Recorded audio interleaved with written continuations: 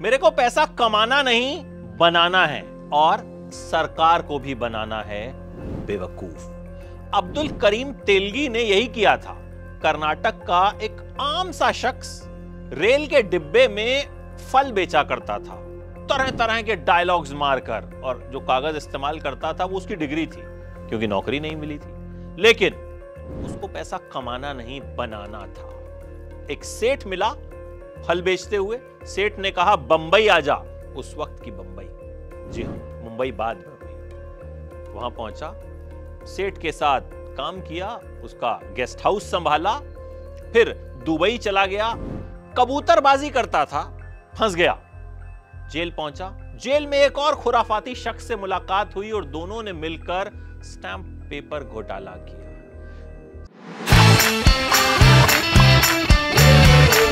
सरकार का ही पैसा सरकार से चोरी कर लिया, हजारों करोड़ रुपया।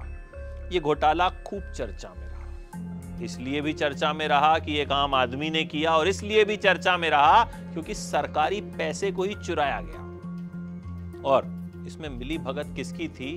नेताओं की। इस वेब सीरीज की शुरुआत ही होती है तेलगी के नार्को टेस्ट से, जिसमें वो कहता है हर धंधे का सहारा नेता हमारा तुम्हारा। शुरुआत में ही बता दिया जाता है कि भैया सिस्टम के साथ मिलकर ही सिस्टम का बैंड बजाया जाएगा, सरकारी लोगों के साथ मिलकर ही सरकारी खजाने को लूटा जाएगा। हंसल मेहता स्कैम 1993 के बाद स्कैम 2003 लाए, और इस बार भी मामला जबरदस्त है। जी हां, सोनी लिव पर यह वेब सीरीज रिलीज हुई है। 5 एपिसोड्स अभी आए हैं, 5 बाकी हैं। 5 एपिसोड्स मैंने देखे और देखकर कहा जा सकता है कि बाकी के 5 भी देखने बनते हैं। और इसकी सबसे बड़ी वजह अब्दुल करीम तेलगी यानी गगनदेव रियार।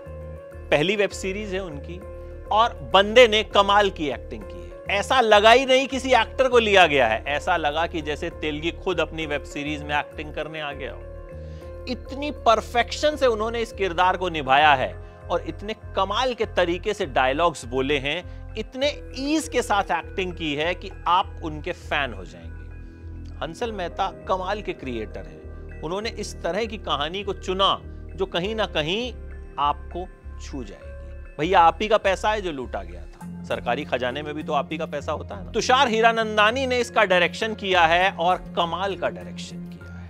मतलब सीरीज कहीं भी अपनी पकड़ नहीं खोती है, बड़े शानदार पेस के साथ चलती है। बीच बीच में इंपैक्टफुल डायलॉग्स आते हैं, वन लाइनर्स आते हैं, और आपको भले ही कोई बहुत जाना पहचाना चेहरा नहीं दिखता, लेकिन कमाल की एक्टिंग दिखती है, कमाल के सेट दिखते हैं, कमाल के कैमरा एंगल्स दिखते हैं, और एक परफेक्शन दिखता है जिसे देखकर मजा आ जाता है। स्कैम 1993 ने प्रतीक गांधी को रातों रात स्टार बना दिया था, और गगनदेव रियार के साथ भी वही हुआ। सीरीज आते ही हर जगह उनके चर्चे हो गए, अभी चर्चे और भी होंगे। यह सीरीज एक कसी हुई सीरीज है जिसे आप जरूर देख सकते हैं। 5 एपिसोड्स आ गए हैं, जैसा मैंने बताया, 5 का इंतजार रहेगा, और 5 एपिसोड्स का जो रिव्यू है वो जब आएंगे तब किया जाएगा।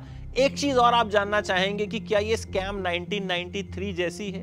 तो कहीं ना कहीं उसके आगे ये सीरीज 19 साबित होती है, वो इससे बेहतर थी, लेकिन उसका मतलब ये नहीं है कि ये खराब सीरीज है। ये एक अच्छी सीरीज है, इसे जरूर देखिएगा। मेरी तरफ से इस सीरीज को मिलेंगे 5 में से 3.5 स्टार्स।